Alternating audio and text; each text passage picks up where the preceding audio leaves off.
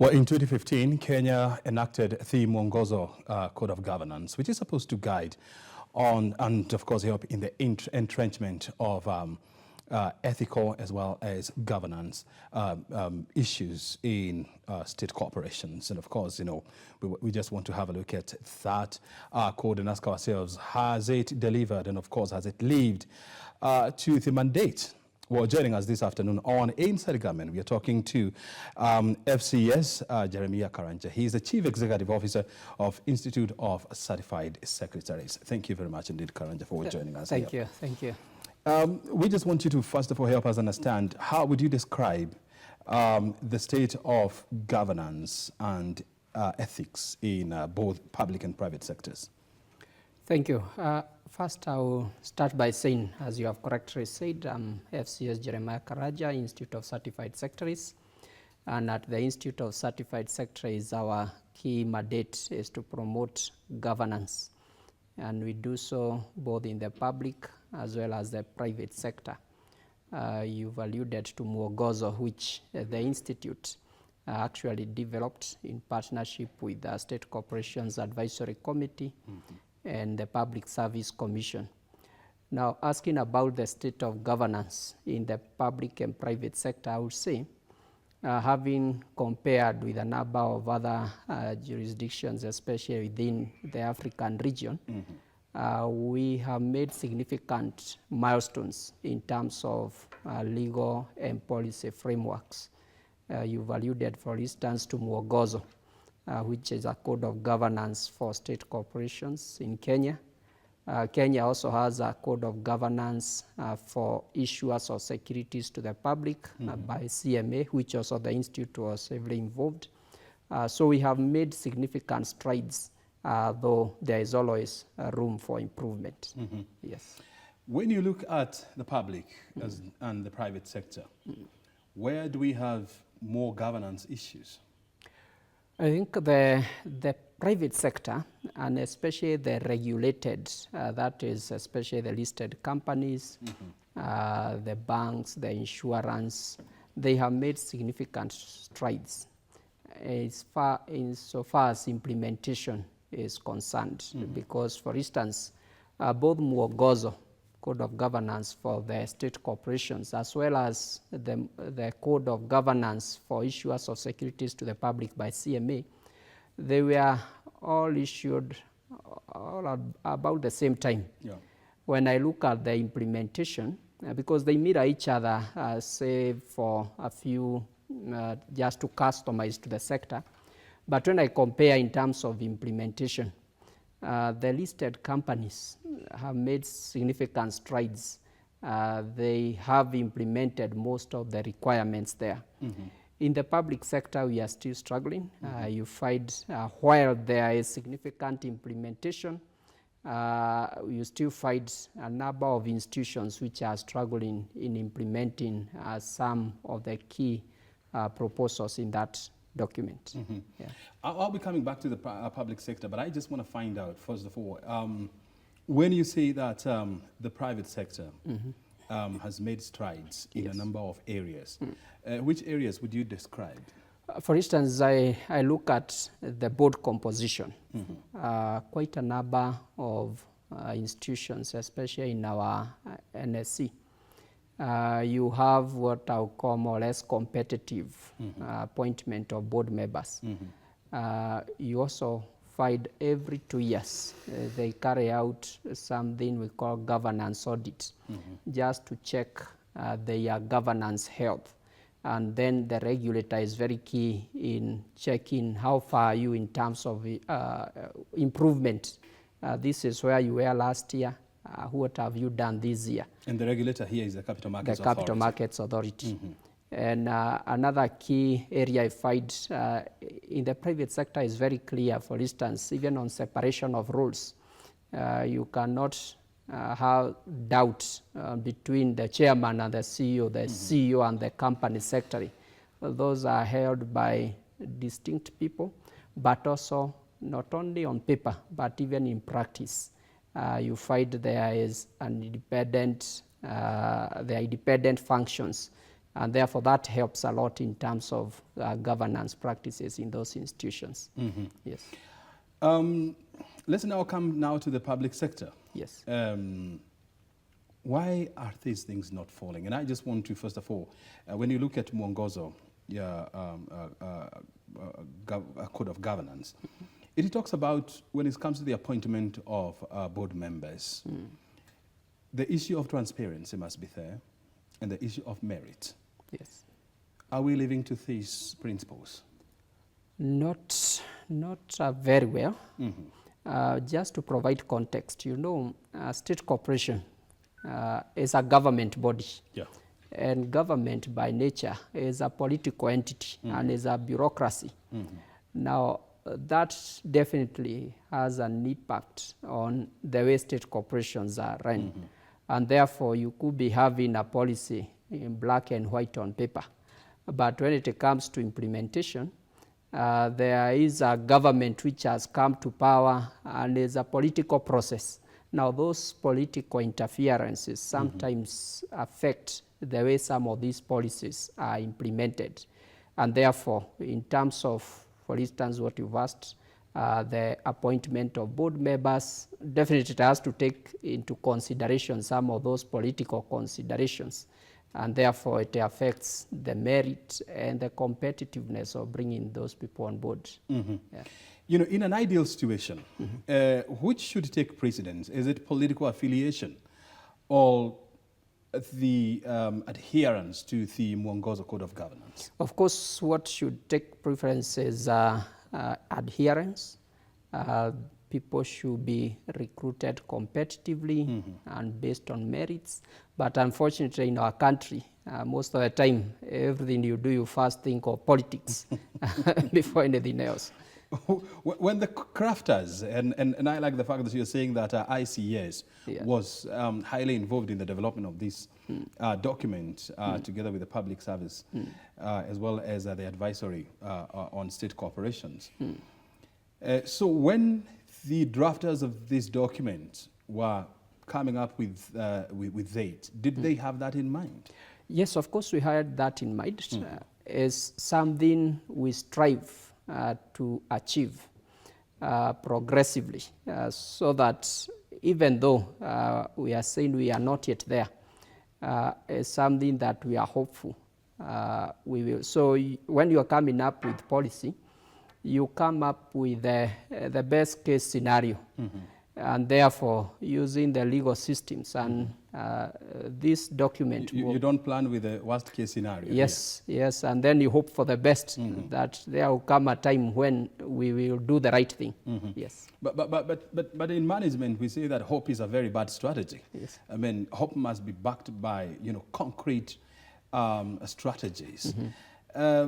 So, in the absence of strategies, then what was hope expected to achieve? What was envisaged, and I still believe the government is committed to doing that. Mwongozo was also supposed to be legislated, or most of those provisions, yes, so that the law would then, in mandatory term, require most of those provisions to be adhered to. And even now, we have had good progress. In the recent past, we have had organizations going to court, or even the civil society going to court based on some provisions of Mwongozo. And we have seen court rulings saying, because this is a policy document and it was issued under a presidential direction under the State Corporations Act, and therefore courts have actually held that this is actually law. It has the force of law. And therefore, progressively, we are seeing the courts enforcing some of those provisions. So even what you have asked in terms of the competitive recruitment is just a matter of time. We are sure we will get there. And I also see a lot of commitment from the government on a number of areas. And therefore, even that one, I'm sure one day we'll get there. Yeah. As ICS, what are you doing to ensure that the code is followed to the letter? Part of what we've been doing is to partner with the various government institutions.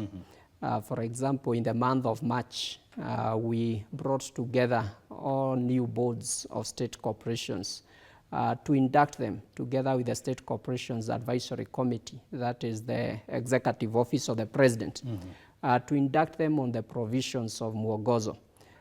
Similarly, last year, we carried out research to find the state of implementation of Mwongozo. And it's worth to report that actually there is, I would say, 70 or so % of the provisions there are actually been implemented. So it's only a number of items which are still lagging behind.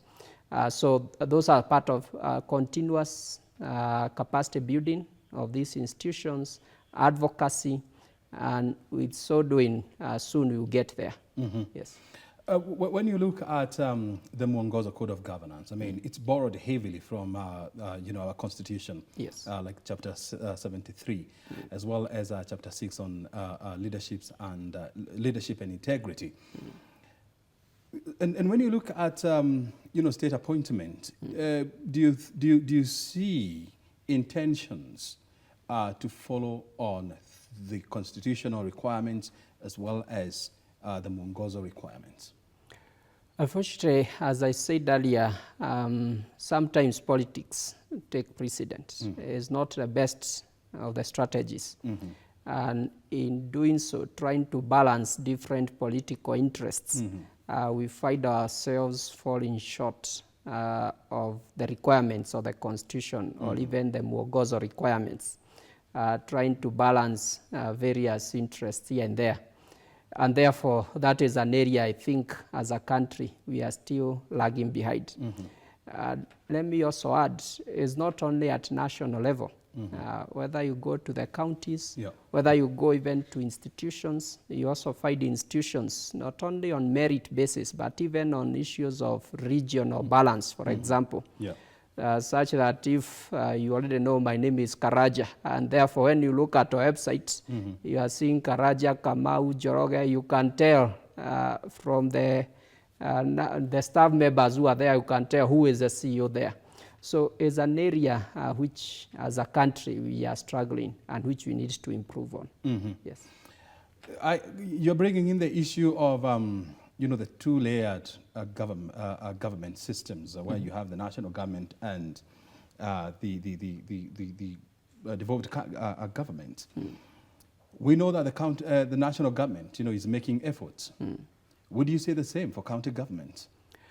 County governments are relatively new. And I know you may say more than 10 years they should be new. Yes, but in comparison to the national government, which has been in existence since independence, I would say they are still relatively new. The legal framework is also new and the structures But they even came before the Mwongozo. Yes. I would say, when I look, for instance, at the legal framework, there are still some areas that need to be addressed. And that also affects even the structure itself in the devolution. So I would not say that they have done the best they could have done. However, I would also say, as a country, we have also made significant strides in the devolution process. Save for these issues we are talking of governance and ethics, because when we see in our media the issues of corruptions and all that, then one would say, just as it has always been said, did we devolve corruption to... but let me also be quick to say, sometimes we are quick in demonizing the counties, and yet we forget is less than 30% of the national budget that goes to the counties. So even as we talk of this, which is also significant. Is significant because you're talking about hundreds of billions of shillings. That's true. But even as we focus, we say there is massive corruption in the counties. We should actually look holistically not just signaling. Sometimes I see this campaign about counties as being driven by people who are anti-devolution, and therefore they would want to show devolution is not working, and maybe we should think of going back, which I believe devolution is working. However, we need to improve on governance, we need to improve on our ethical culture as a society, both at the county level as well as at the national level. Yeah. Let's, for example, take a state organization, and you have the board of governors. Yes. First of all, you have the chair. Yes. Then you have the board. Then you have the management, the CEO, and the company secretary. What is the role of each, and what safeguards are there to ensure that one does not interfere with the other? So in terms of governance, the boards collectively is responsible, overall responsible on matters governance. And the board is comprised of the people you have mentioned. The chair, board members, the CEO, and the company secretary. Now collectively they are responsible. However, each of them have their roles which complement each other.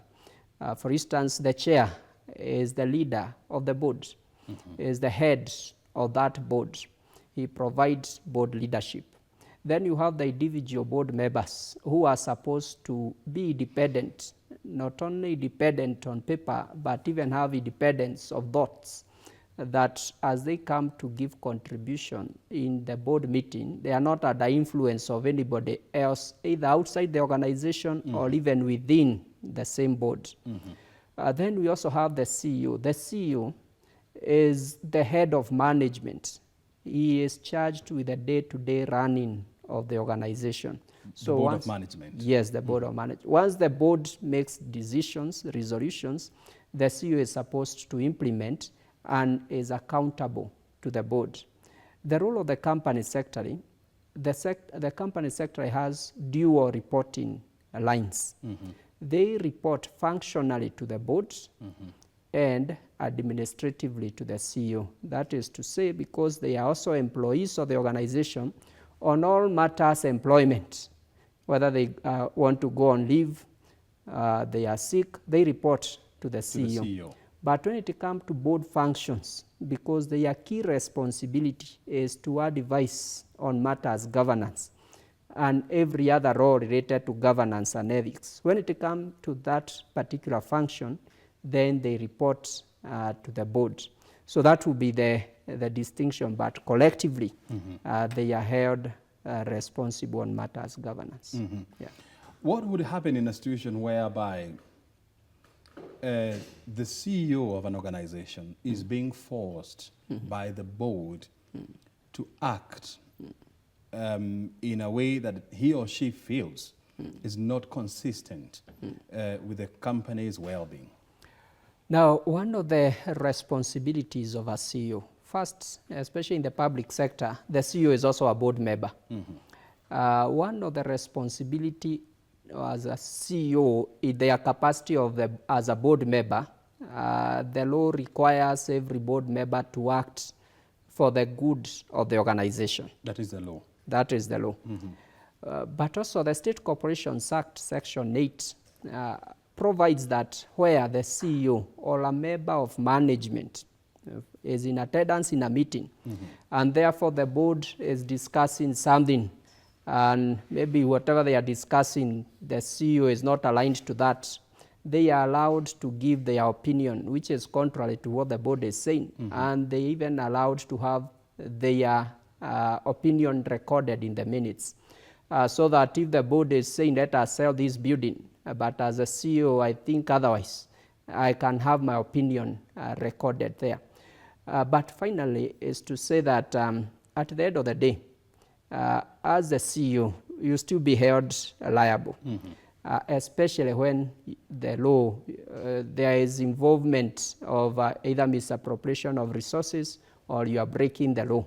And therefore, you have to make a decision between obeying an illegal directive and obeying the law, which takes precedence. you should be guided by the best interest of the organization. But let me say this, in most cases, we have, if you raise these issues in a board meeting, most of the time you have sober board members who will come to your help and they will see the sense in it. But what happens, most of us as CEOs, because you're also interested in doing the illegal action, so you participate. Yes, you are also a beneficiary in that, so you are happy to participate. So you become a partaker of that illegal activity. Yes. But I also want to hear things. I mean, we've had a situation whereby when maybe there is a financial mismanagement or maybe the wrong decisions were made and there are prosecutions to be done. In most cases, the people you see being prosecuted are not board members, are not chairpersons of the board. They are the management team. Yes. And remember, the management is supposed to implement the decisions of the board of directors. So what does the law say, and at what point are chairpersons and board members held to account? It's not exactly accurate. We have quite a number of cases where the entire board has been taken to court and prosecuted. But how many occasions? I mean, they're very quite a rare. number of them, including being summoned in Parliament. However, in quite a number of instances, also what happens... In the majority of cases? Yeah, in the majority of cases, you find some of these issues of misappropriation of resources. It's not that they are sanctioned by the board. So the board is actually able to demonstrate that this is the budget we approved the procurement plan, but the CEO went outside what we approved. And therefore, in that case, the CEO and management will carry the cross. However, if as a CEO I was able to demonstrate that actually the board is also involved, then the board would also be prosecuted. It only happens that now that I'm the one in charge of the day-to-day operations of the institution, and therefore most of the time, for instance, in public sector, not even a single shilling can be spent without the authorization of the CEO. Doesn't matter who else authorizes, the CEO must authorize. So it is very difficult for any misappropriation of resources to happen without the CEO being involved, because at the end of the day, you are the accounting officer. Yeah. I know we have inductions for board members. Yes. But do we have inductions for board of management? Yes, we do. We do carry out inductions for especially the senior managers, those who are involved especially in board operations. And as an institute, for example, every year we carry out, I would say, 3 major programs. One is for chairpersons, another one is for CEOs, another one is for board members, but the last one is for senior management, where we take on board those who deal with the board at senior level, and to take them through their responsibility, not their technical responsibility, but their fiduciary responsibility, to tell them that the law, because they are officers of the organization, the law actually expects them also to act in the best interest of the organization. So I would not 100% say that people do the wrong thing because they don't know.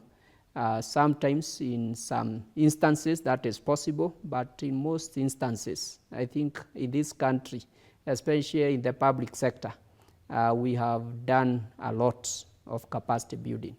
Yeah.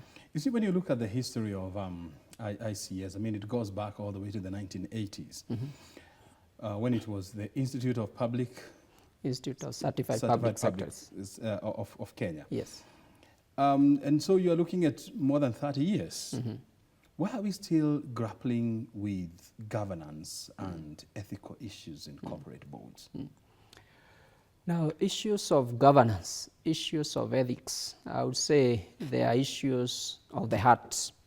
We have very good policies in this country, but we need to have the policies move from the book to the head to the heart. Most of our policies either are still in the books, and where we have done well, they have like now through the inductions, we have taken them to the head. They are yet to sink to the heart. Now, the sinking process or going to the heart is a matter of, one, personal choice, but secondly, our enforcement process. And I think that is the most important thing.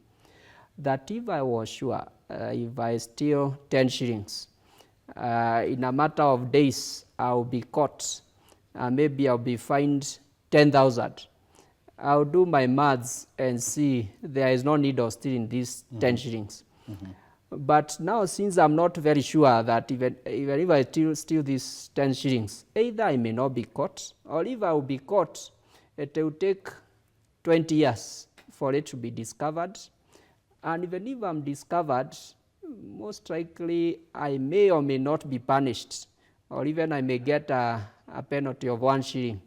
So as a rational human being, I'll be motivated to take the 10 shilling.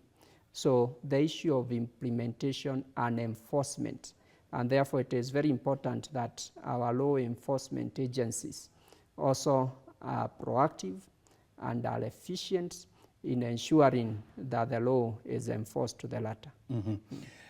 You see, when the Mwongozo Code was drafted in 2015, the drafters were hoping that, or were believing, let me use the word believe, that the government would take into consideration political appointees as well as independent board members.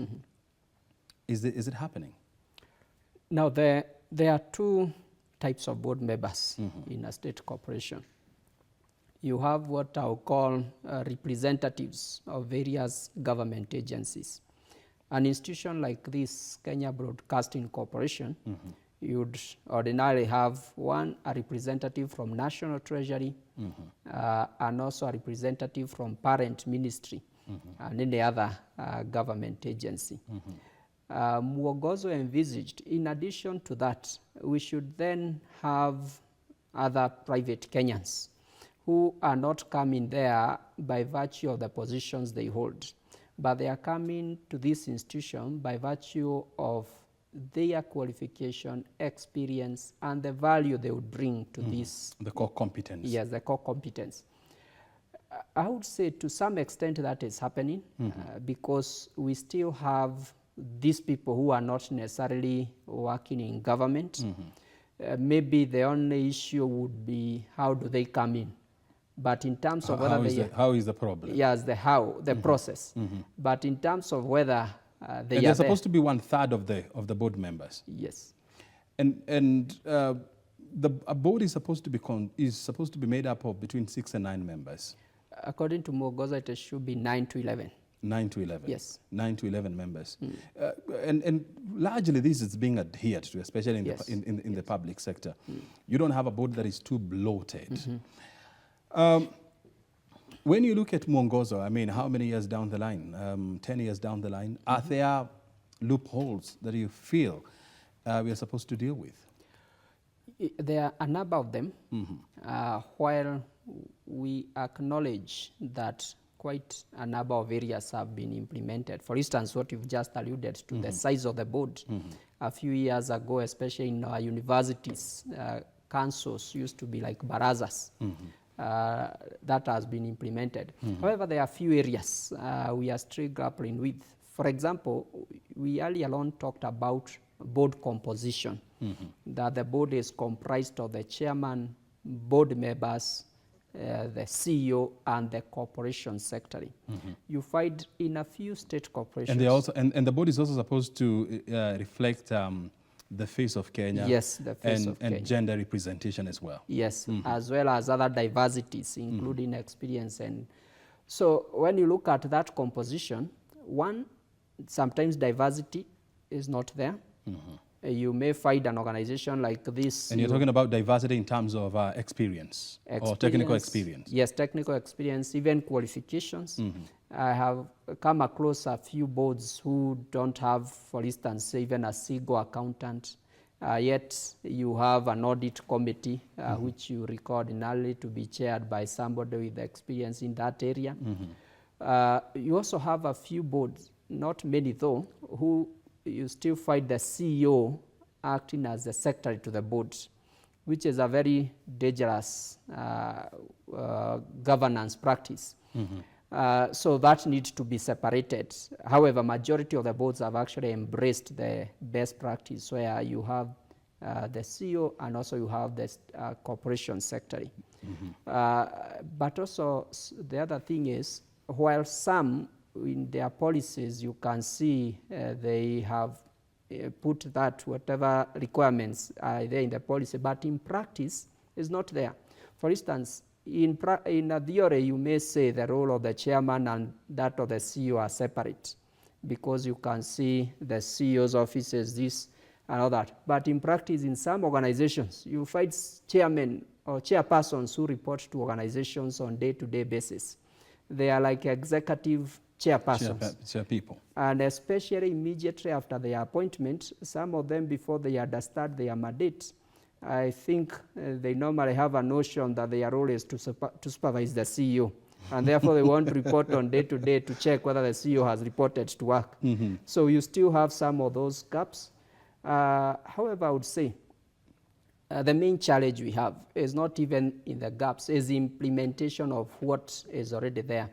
Of course, there are also other emerging issues like the ESG that needs to be captured there. Now we are talking about new technologies, the artificial intelligence. We need to see how the same is accommodated, issues of cyber security. So there are a few areas that need to be captured. But I would say largely Mwongozo is very good even as it is now. If only we implement it, we will be very far. As we wind up this interview, when you look at Mwongozo in terms of interpretation and implementation, what percentage would you assign it? I would say it will depend with the institutions, but largely speaking, I would say if I was to put them collectively together, I would say we are not doing very bad. Maybe around 65–70% there, which is 65–70%. Yes, but I would be quick also to mention those who are doing well are doing very well, but there are also a number of state corporations who are lagging quite behind. And credit goes to the State Corporations Advisory Committee, has done marvelous work in terms of ensuring implementation of these provisions of Mwongozo. And that's why as an institute, we have supported SCAC as well as the Public Service Commission because we developed this document jointly to ensure that the same is implemented to the letter. These days, and I like the fact that you brought in that issue. I mean, we don't have executive chairpersons. Yes. Do we still have them in government? No, we don't have executive chairpersons. But do you still have chairpersons who act as if they are executive? Is it out of self-interest, a lack of knowledge, or out of malice? I would say majority of them, first to answer, yes, there are few chairs who act like executive chairs. And I have come across quite a number of them as we do these inductions. Majority of them, I would say, is out of ignorance. Because when we actually induct them, some of them are actually very surprised that they are not supposed to be acting as such. So I would say induction, the Institute of Certified Secretaries, the inductions we've been doing for these chairpersons have bore fruits, because quite a number of them, when we come back later, we find significant improvement. And part of the processes that we have used to measure that is through a program we call the Champions of Governance Award, where we come to institutions and assess their governance practices. So you come this year, and part of the things you are told is our chairperson behaves like an executive chair. After we take them through an induction and what is their roles and responsibilities, and actually show them that they are exposing themselves. It's actually a risk. When you find a chairperson signing documents, they're exposing themselves because they are not there on day-to-day basis to know the nitty-gritties of what they are committing to.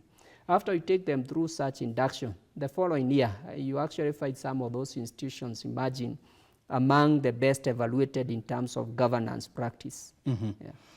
I have heard these, especially from private governance players, that one of the requirements that the government should implement is to ensure that board members are members of certain professional organizations.